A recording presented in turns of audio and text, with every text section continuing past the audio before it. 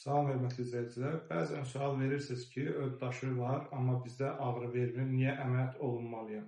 Xatırlatmaq istəyirəm ki, öd daşları bir mexaniki təsir göstərir öd hissəsinin divarına. Bu mexaniki təsirlər zamanla, dəfələrlə olduğu üçün həm mexaniki təsirdən öd hissəsinin divarı qalınlaşır.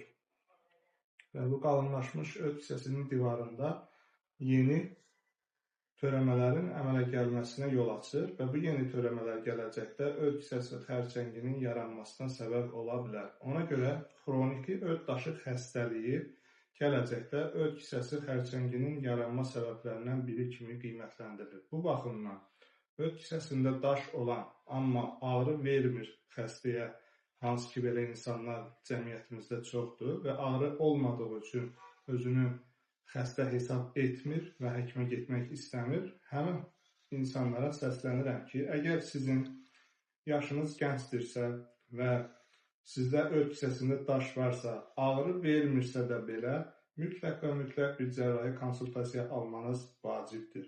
Yaxşı olar ki, özünüzü həmin cərrahın əməyinə etibar edə biləcəyiniz olan bir cərrah seçəsiniz və sizi dünya standartı olan, qızıl standart olan dünyada laparoskopik xolestektamiya əməliyyatı icra etsin.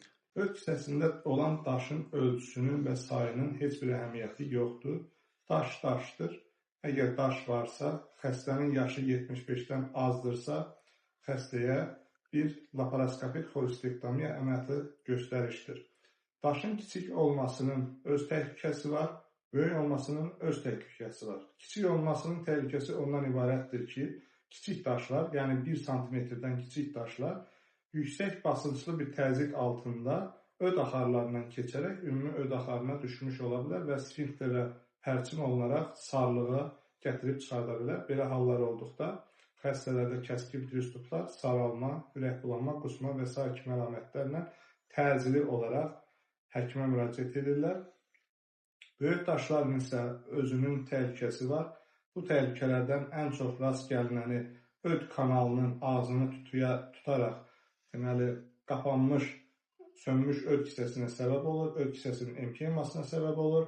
Həmçinin ağırlığından dolayı öd hissəsinin divarını deşərək həm peritonitə, həm Melize sindromu dediyimiz öd daşı xəstəliyinin ağırlaşmalarına gətirib çıxarda bilər. Bundan başqa hər bir variantda, hər iki variantda öd hissəsinin xərçənginin yaranma ehtimalı mövcuddur. Bunlarınızda öd hissəsində daş varsa, buyurub bizə müraciət edə bilərsiniz.